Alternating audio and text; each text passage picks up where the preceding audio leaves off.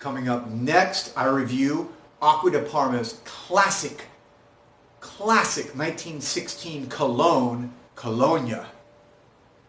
Stay tuned.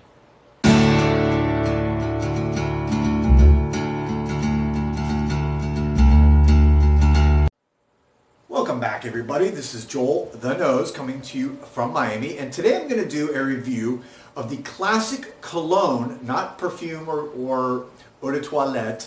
This is the actual cologne from Acqua Di Parma, one of the originals that kind of set the men's fragrance world on fire. And Acqua Di Parma, for those of you who don't know, is the Italian niche perfumer, classic. And I got this sample, you can see here, at the actual Acqua Di Parma store, which is here in Miami. From my understanding, it's the actually only freestanding store outside of Italy right now, so, or at least in the United States. Now, this is, just to let you know, so I have a little decant here. I've actually been using it, so kind of running out there. This was originally released in 1916, okay? Classic stuff. It was reformulated and re-released in 2007. Again, it's an eau de cologne, so it's going to have, you know, much smaller concentration level of the fragrance juice. Fragrantica gives it a 4.17 rating, and a 100 ml bottle retails for about $170. The notes. At the top, you have Sicilian citrus. The heart has lavender, rosemary, verbena, and damask rose. And at the base, you have vetiver, sandalwood, and patchouli. So let's get right into this. Give you a little spray right here, just like I love kind of. Kind of jumped into the camera there.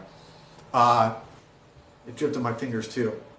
I love the smell of this fragrance. This is one of the fragrances that just, to me, screams classic masculinity, classic fragrance, classic cologne style. It's citrusy, it's orange, it's fresh, it's light.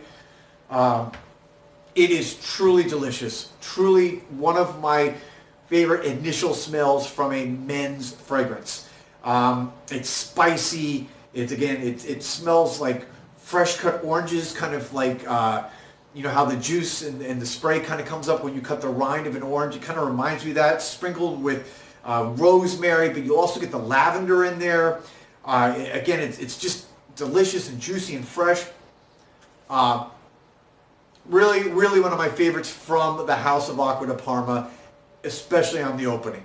Now, it is an eau de cologne, so you're not going to get longevity or really much projection on this. You do get projection. I did on my skin. I've worn it a few times now for about 2 hours, a little less than 2 hours on my skin. And then after about 4 hours, it's actually totally gone off your skin. So this is not something you can expect to be, you know, like eau de toilette or an EDP type performance. After about 2 hours, the dry down goes into the patchouli and the vetiver, and it's a very beautiful vetiver patchouli woody fragrance. Very kind of simple. Starts out very nice, fresh, citrusy, orange, and then it kind of goes into this vetiver. So this is, to me, a classic men's fragrance. After about 4 hours, it's totally gone off my skin. So let's get into the final ranking. I'm going to give this a 7 out of 10. The price, and price to me, by the way, in my scales also means value.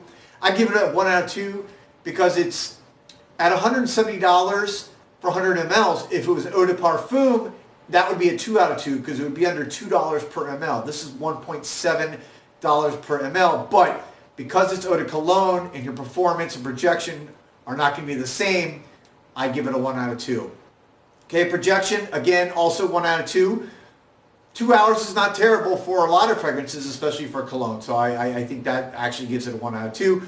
Performance, okay. This one I'm going to give it a 2 out of 3. At 4 hours, not bad, especially for cologne. I know a lot of eau de parfums that don't go quite that long. So 2 out of 3. And this is the one where it really shines. 3 out of 3 on personality. Again, this screams classic movie star. This is worn by a lot of famous movie stars back in the 30s and the 40s. It was popularized then. You're wearing a piece of history when you're wearing this fragrance. It smells great. It smells masculine. It smells classic. So if you can get it cheaper, I would recommend it. At $170, I don't think it's worth that price. If it was priced at $70, it would be a no-brainer for me. But there you have it. Let me know what you think. This is Joel the Gnome.